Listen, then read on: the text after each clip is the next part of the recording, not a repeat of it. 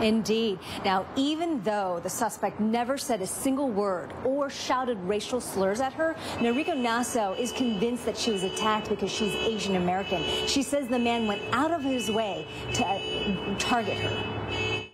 I got hit in the face. Noriko Nassau still struggles to believe such a horrific crime happened to her in Seattle's Chinatown-International District. The terrifying encounter on February 25th captured on surveillance video. The attacker brutally assaulted her first with a weapon that appeared to be a rock in a sock. I felt the impact, and next thing I knew, I was on the ground.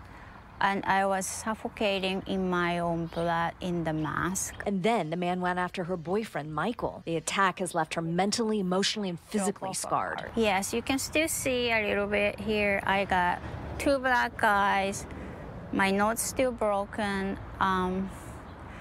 I just got my teeth fixed. Right now, Seattle police say they don't have any evidence to show that this incident was a hate crime. The attacker never said a word to Nassau or used a racial slur.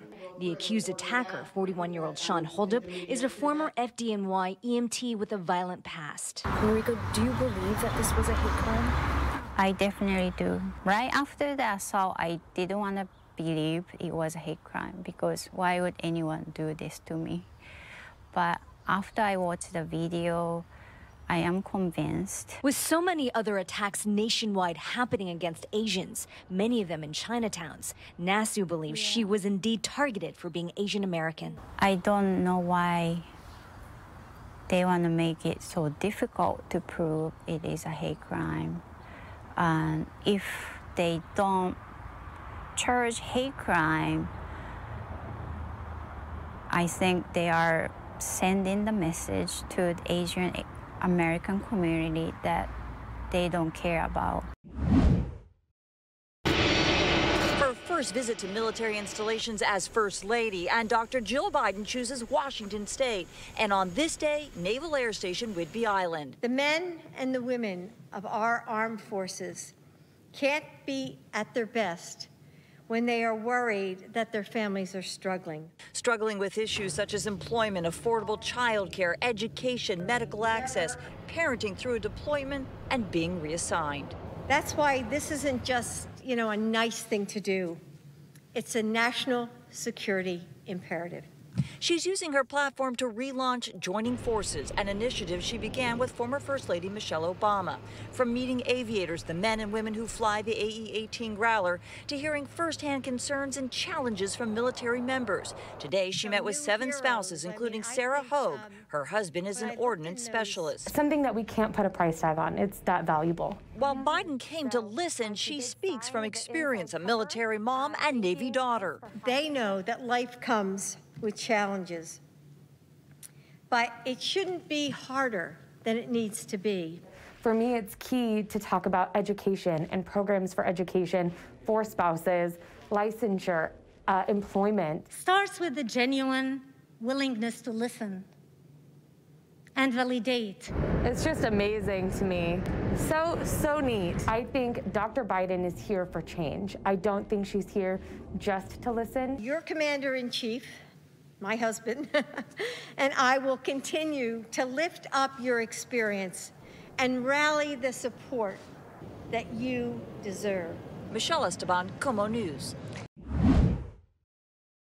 Mary and Preston, workers here at this Safeway in White Center, they're among those that'll be getting a bigger paycheck. However, Seattle saw one grocery chain fast-track the closure of 2 supermarkets after wages went up and the cost of business increased.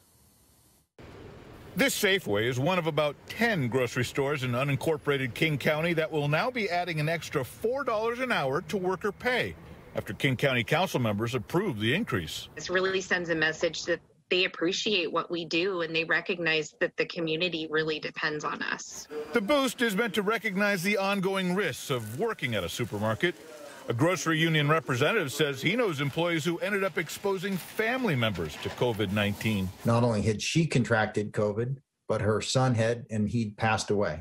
However, County Councilmember Reagan Dunn says it's unfair to reward food workers and not recognize the risks taken by people in other essential industries. And I didn't get elected to be in the business of deciding what industries in what sectors of our economy pay their employees what amount of money. In addition to King County, Seattle and Burien have also enacted hazard pay ordinances. QFC announced the closure of 2 underperforming Seattle stores a short time later, in part blaming the ordinance. But workers say that money goes a long way to easing the stress that comes with serving the public during a pandemic.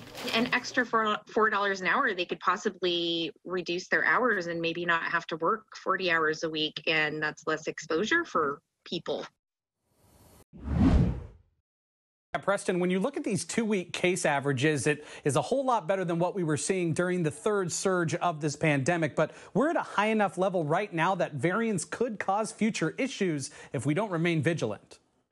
Snohomish County health officials are feeling optimistic right now, and for good reason. It's the first time in nearly 5 months where we've had a case rate under 100. Dr. Chris Spitters says his county is seeing a consistent 20% drop in case counts following that horrific 3rd surge of the pandemic. I think we can all feel good about that, but also yearn for more. Because even though all this progress is being made, according to current case rates, it appears that some counties and the state as a whole are starting to level off rather than keep going down. I would say we're trending downward when it comes to the metrics for a roadmap of recovery, but we are looking at a plateau, maybe in widespread community transmission. And for Stephanie Dunkel with Tacoma-Pierce County Health, she says they're continuing in a downward trend, while King County says they're starting to notice they're leveling off. We're on a good path right now, and keep moving forward. What's helpful is that the 2-week average for the Puget Sound counties are far better than what we were seeing in January. Pierce County has nearly 158 cases per 100,000 now, while King is at 90 and Snohomish County is at 84.